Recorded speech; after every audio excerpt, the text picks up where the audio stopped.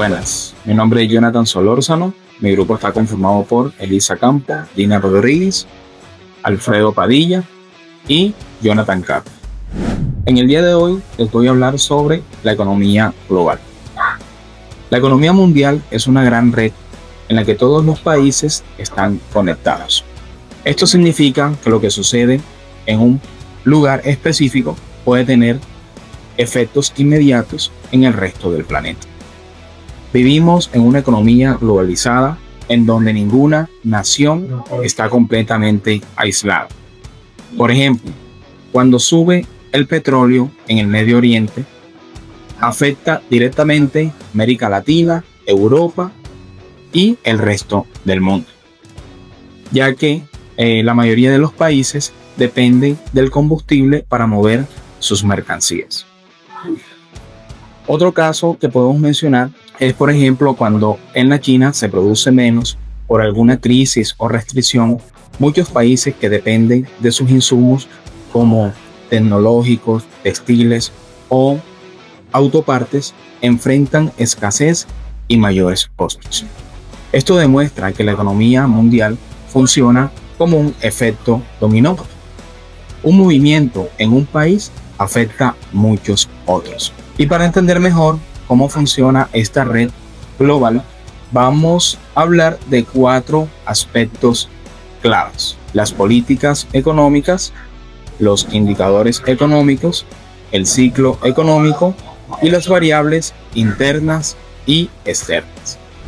Las políticas económicas son las herramientas utilizadas por el gobierno para mantener una economía en orden.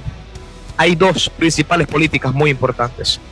Está la política fiscal, que es la que se refiere a los impuestos del gasto público. Es decir, un ejemplo sencillo: cuando el país de Uruguay invierte en carreteras, en educación, está utilizando la política fiscal para generar empleos, mejores servicios y también estimula un crecimiento en la economía. Otro ejemplo muy sencillo: si un país sube los impuestos a los cigarrillos, no solo lo hace para recaudar más dinero, sino que también lo hace para reducir el consumo del mismo. Otra política que existe es la política fiscal, y esta es la que maneja el Banco Central y controla también las tasas de intereses.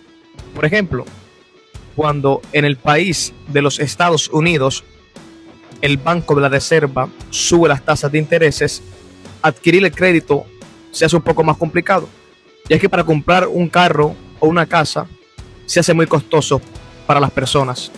Al contrario, si bajan las tasas, la gente pide aún más créditos y gasta más, impulsando así a la economía. Para saber cómo está la economía, usamos indicadores económicos, que son como un termómetro. Nos dicen si el país está sano o si tiene fiebre, digámoslo así. El primero es el PIB, que es el Producto Interno Bruto, que mide todo lo que produce un país en un año. Cuando el PIB crece, significa que hay más trabajo, más consumo y más inversión. Por ejemplo, en China el PIB aumentó.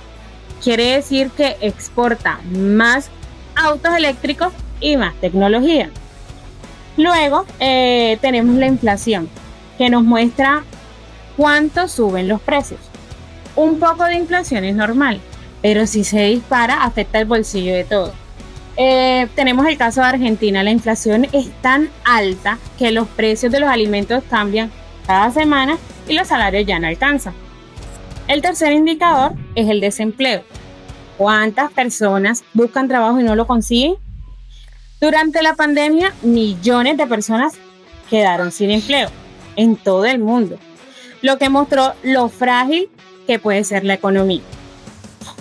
Por último, está la balanza comercial, que compara lo que un país vende al exterior con lo que compra. Si exporta más, tiene un superávit. Si importa más, un déficit. Por ejemplo, Chile suele tener un superávit porque exporta muchísimo cobre.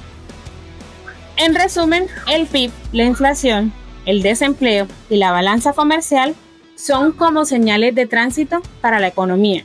Con ellos, los gobiernos deciden si subir impuestos, invertir en infraestructura o ajustar las tasas de interés.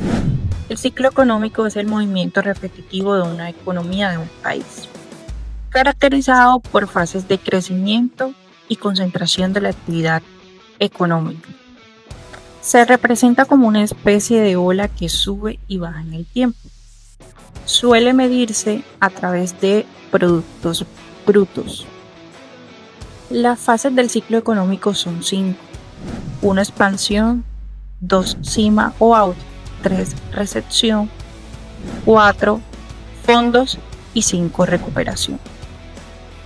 Número 1. Expansión. Es la economía que crece. Cuando aumenta la producción, el empleo, el consumo y la inversión. Las empresas venden más y generan utilidades. Generalmente hay mayor confianza en el futuro.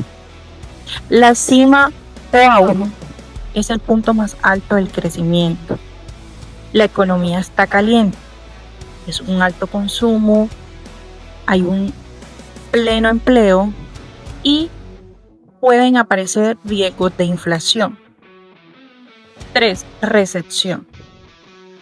Comienza a disminuir la producción, el empleo y la inversión. La gente consume menos y las empresas producen menos. Si dura mucho tiempo, puede convertirse en depresión. 4. Fondos. Es el punto más bajo de la actividad económica. Desde aquí, la economía empieza a recuperarse. 5. Recuperación. Comienza un nuevo ciclo del crecimiento. La economía de un país se ve influenciada por factores internos y externos. Entender estos factores es crucial para tomar decisiones informadas sobre política económica y gestión de la economía. ¡Wow! Las variables internas son factores que se originan dentro de la economía de un país.